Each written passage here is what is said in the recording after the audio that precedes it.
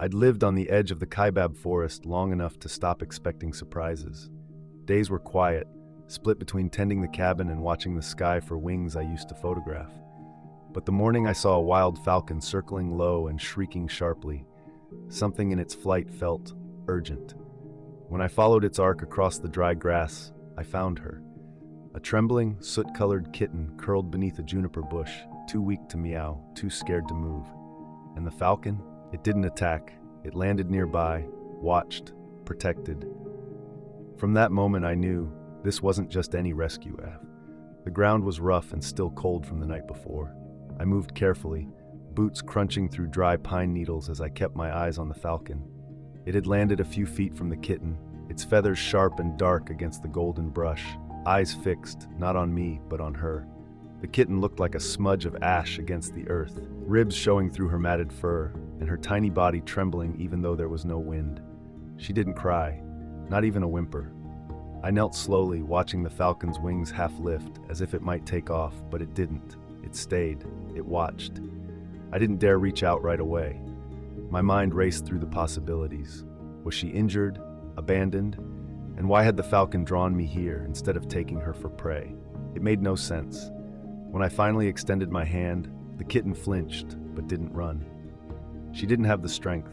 I wrapped her gently in the flannel overshirt I'd tied around my waist and lifted her to my chest. She weighed nothing, a breath, a ghost. The falcon made a single sharp cry and flew off, up, fast, into the pale blue sky, gone. I stood there for a long moment, heart pounding. I hadn't planned on taking anything home that day, but life has a way of choosing for you, especially out here, and I had the strange feeling I'd just been chosen, too. Back at the cabin, I cleared off the old kitchen table and made her a bed from a wool scarf and a folded towel. She barely moved, just blinked at me with those huge, frightened eyes like she hadn't seen anything kind before. I warmed up a bit of goat milk and tried to feed her with a syringe I had from an old emergency kit.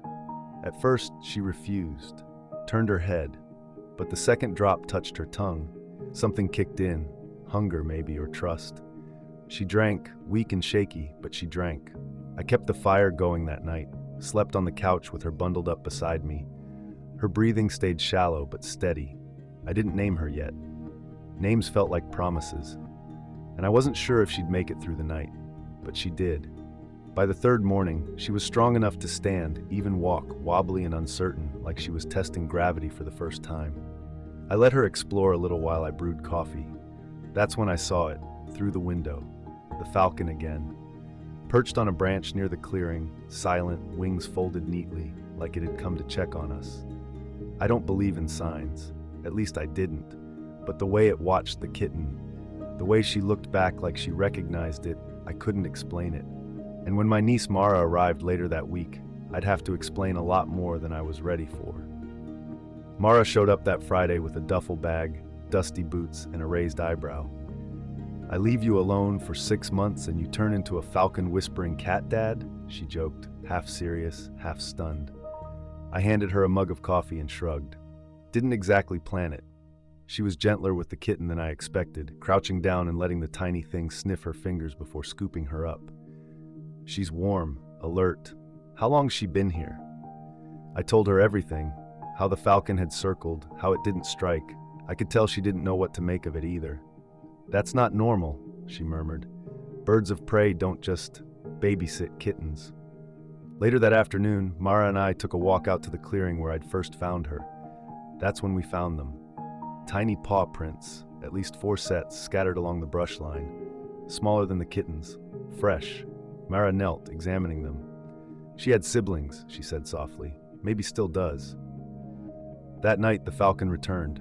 It perched on the same branch near the clearing, but this time it didn't just watch. It called out, loud, sharp, and deliberate. The kitten stood up from her blanket, ears twitching toward the sound. Then she did something I'll never forget. She padded over to the door, sat down, and stared outside. Waiting. Suddenly, it wasn't just about saving her. It was about what we hadn't found yet. And the question became, was the falcon trying to show us something more? I barely slept that night. Every time the wind shifted or the fire crackled, I'd glance toward the door, half expecting to see those other kittens crawling out of the woods. But morning came quiet. No paw prints, no calls from the falcon. Mara was already outside with a flashlight and her phone in hand, scanning the brush near the clearing. "If there are more, they won't last long out here," she said. "Coyotes, snakes, and freezing temps at night." Her voice was steady, but I could see the tension in her shoulders. She didn't just want to help, she needed to. We started marking the spots where we'd seen prints, leaving out a little food, even a strip of one of my flannels with the kitten's scent. The falcon came again at dusk, this time landing on a fence post much closer to the cabin. It called once, wings twitching, head snapping toward the northern edge of the trees. Mara looked at me. "I think it wants us to follow." I hesitated. It sounded absurd, following a wild falcon like it was some forest guide. But the bird hadn't hurt the kitten. It had brought us to her, and now it was back. Mara grabbed a flashlight. "We wait, and they could die. We follow, and maybe we don't come back with anything, but at least we try." I looked down at the kitten, curled in her blanket, eyes wide and watching the door again. "All right," I said, "let's follow the bird." The forest felt different that evening, not just colder, but tense, like the trees were holding their breath. Mara and I moved slowly through the underbrush, following the falcon's sweeping arc overhead. Its cries echoed down the ridgeline in short, urgent bursts, and every so often it would loop back, perching briefly to make sure we hadn't lost our way. The brush grew denser the farther we walked, tangled with dry manzanita branches and thorny bramble, and with each step I felt the quiet weight of time pressing in. How long had the others been out here, if they were still out here at all? About half a mile in, we hit an old cattle fence, nearly collapsed in places. Beyond it stretched a forgotten orchard, once planted by homesteaders long gone. Rusted buckets still hung from gnarled apple trees, and the ground was littered with windfall fruit, rotting sweet in the dirt. That's when we heard the sound. Not a meow, not quite, but a scratchy, broken chirp coming from beneath a leaning shed at the orchard's edge. Mara rushed ahead while I kept low, flashlight sweeping over the collapsed boards, and there they were. Two of them, wide-eyed, filthy, and huddled together in a nest of leaves. One hissed, the other didn't move at all. Before we could reach them, a voice rang out from behind. "You shouldn't be out here." We turned to see Jonas, a local ranger, stepping out of the trees with a rifle slung over his shoulder and concern etched deep into his weathered face. Jonas didn't yell. He didn't have to. His eyes drifted from the kittens to the falcon overhead and finally to the look on my face, and he knew. "You think you're helping," he said, voice low, not unkind. "But maybe what they need isn't what you think." The words stung because they held a truth I'd been avoiding. I looked down at the two kittens, one trying to stand, the other limp but breathing, and felt the weight of choice pressing down like the coming night. Were we saving them, or just interrupting what nature had already decided? Mara's jaw clenched, her hand steady beneath the weaker one's belly as she tried to lift it. "They won't survive out here, not like this." But even as she said it, her voice cracked. I could see her doubt creeping in, the same doubt gnawing at me. The falcon had stayed, perched like a sentinel on a broken branch above us, watching without judgment. It wasn't here to guide us anymore. It was waiting to see what we would do. And in that moment, I didn't know whether we were rescuers or trespassers in something far older and wiser than us. The sky was folding into twilight as we carried the kittens back toward the cabin, wrapped gently in Mara's jacket, their tiny bodies barely stirring. Jonas walked with us, silent except for the occasional sigh when his boot met a gnarled root or uneven stone. He hadn't objected when we took them, not directly, but I felt his disapproval like wind pressing against my back. He didn't believe in interference, not unless it was necessary. And even now, I wasn't sure if this was rescue or intrusion masked as mercy. Just before we reached the edge of the clearing, the falcon let out a sudden, sharp cry and veered hard to the left, circling above the dry stream bed that split the forest. Mara stopped, I stopped, and then we heard it, a sound that didn't belong. Not natural, not animal. It was the low, metallic groan of something shifting beneath weight. Jonas moved ahead, flashlight raised, and what it revealed stunned us. An old wire trap, half collapsed and hidden beneath pine needles and moss. Inside it, tucked against a rusted corner, was another kitten, This one looked older, stronger, but its leg was caught, twisted unnaturally in the trap's hinge. It stared up at us, eyes wide but not panicked, as if it had been waiting. Jonas crouched slowly, exhaling hard through his nose. This trap wasn't set for kittens. His eyes swept the tree line. Someone's been hunting out here. Suddenly, this wasn't just about survival. This was about something far darker than we'd imagined. Back at the cabin, the air felt heavier, like the forest had followed us home. We'd managed to free the third kitten from the trap. Jonas worked carefully with wire cutters he kept in his truck, muttering under his breath the whole time. The injury wasn't life-threatening, but the limb was swollen, and the little thing wouldn't stop shaking. Once inside, Mara took over triage, setting them up in a padded crate near the hearth, while I boiled water, crushed antibiotics, and tried to make sense of the day. The original kitten, Miri, as Mara had begun calling her without asking, refused to leave the wounded one's side. She curled beside him, licking his ears in slow, rhythmic strokes, and it struck me how much she had changed in just a few days. She wasn't just surviving anymore, she was anchoring. The falcon hadn't returned, but I kept checking. Each time I stepped outside, I scanned the tree line, half expecting to see those dark wings slicing the sky. I couldn't shake the sense that it had been leading us from the beginning, not just to the kittens, but into something else entirely. A test? A lesson? I wasn't sure. Jonas lingered longer than usual, standing on the porch with his hands in his pockets, watching the shadows stretch across the clearing. "Whoever set that trap," he said finally, "they'll be back, and I doubt they're looking for animals." That night, while the forest slept and Mara drifted off on the couch, I sat by the fire, listening to the soft, even breathing of 4 tiny lives. I realized we weren't just fostering kittens anymore. We were holding something far more fragile, a crossing point between wild and human, predator and prey, instinct and trust. And every breath they took was asking us, "Will you stay the course?" By the 5th day, the cabin no longer smelled of cedar and ash, but of milk, antiseptic, and kitten fur. The fire barely went out, and neither did the worry. Miri had taken on a guardian-like role, grooming and snuggling each of the others, her instincts oddly maternal despite her size. The one with the injured leg, Mara named him Alder, was healing, but slowly. The others were beginning to play, nudging at twine and chasing flickers of shadow, reminding us that life still pulsed here, despite the fear stitched into their first days. But the question of what came next hovered over everything. I'd spoken to a local shelter, full, underfunded, and barely functioning. Jonas said he could try pulling strings, but even he admitted they'd likely be euthanized if they showed signs of trauma. And they had. All of them flinched at sudden movement, froze at loud sounds, eyes wide and hearts pounding. They weren't ready for cages, for cement floors, for the sharp, sour scent of other animals screaming through chain link. Mara stood by the window one night, arms folded tightly across her chest. "We can't keep them all," she said. "You know that." I nodded, though I hadn't truly accepted it. Letting them go, after everything, felt like severing part of a thread I hadn't realized was tying me back to the world. She turned to me, eyes damp, jaw tight. "If we give them up now, everything we did, what was it for?" I didn't have an answer. Only the falcon did, perhaps, and it hadn't returned in 2 days. In its absence, the weight of choice had settled on our shoulders, and somewhere between the firelight and the darkness beyond the windows, the question hung silently. If we can't keep them, how do we let them go? The following morning broke with a red-streaked sky, the kind that always made me uneasy. Too vivid, too raw, as if the earth itself were bleeding out the weight of unsaid things.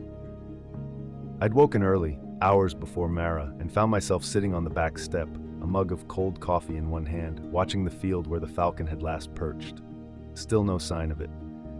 Just wind and frost and the echo of too many choices I hadn't made yet. Inside, the kittens stirred, one of them crying softly for food.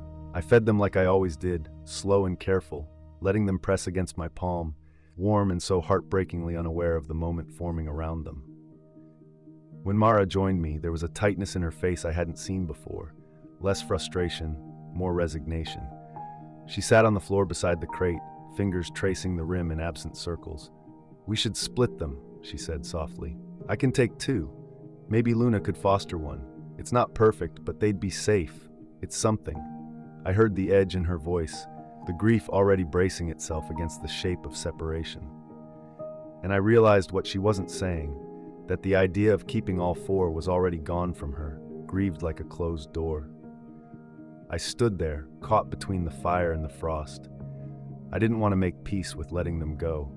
I didn't want to believe this was the limit of what we could give. But behind that resistance was the deeper fear, that in doing what was right, I might lose the quiet healing these tiny lives had unknowingly brought into mine. And yet the clock was moving. The choice could not be postponed forever. That night, the wind came in cold and bitter, rattling the window panes and lifting pine needles from the forest floor in uneasy swirls.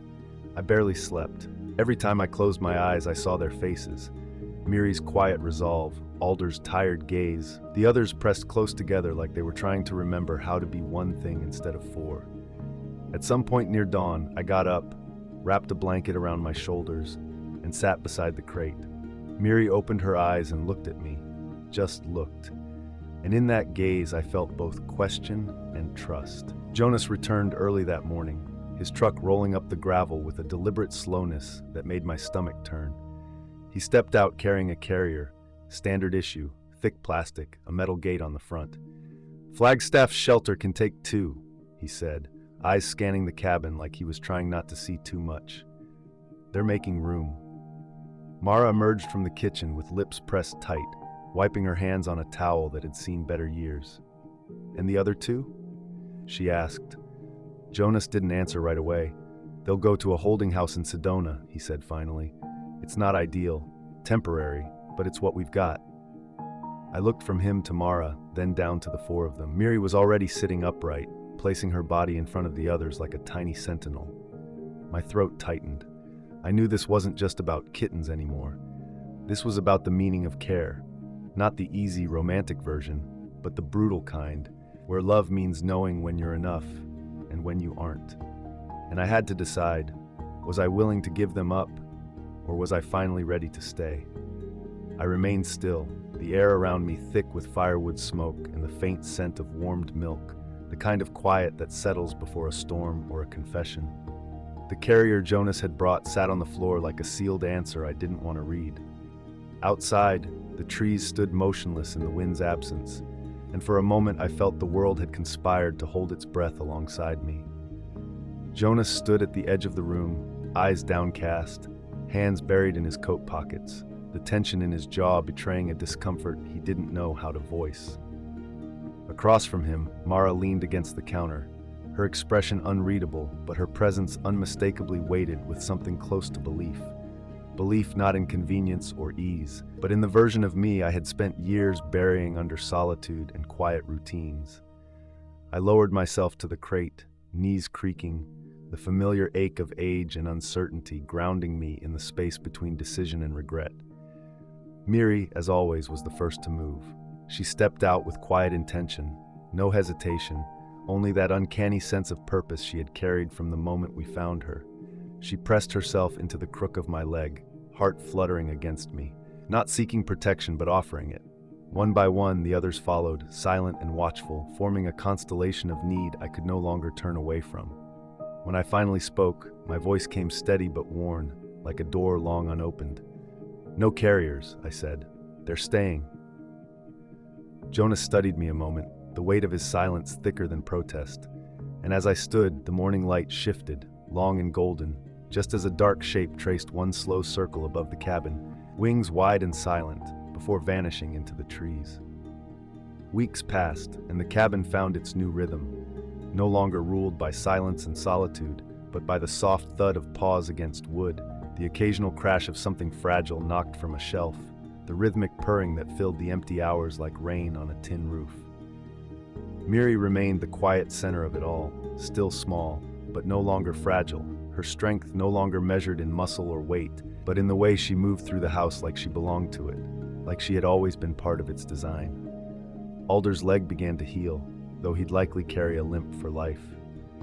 The others grew bold, venturing farther each day, turning the space between my world and theirs into something shared, something unspoken but undeniably ours. Jonas stopped by less often, but when he did, he no longer brought questions. just supplies. Sometimes Mara would come too, her hands already reaching for whichever kitten darted toward her, her voice softer now, less armored. She didn't speak of letting go anymore. Neither did I. The falcon hasn't returned, not in any visible way.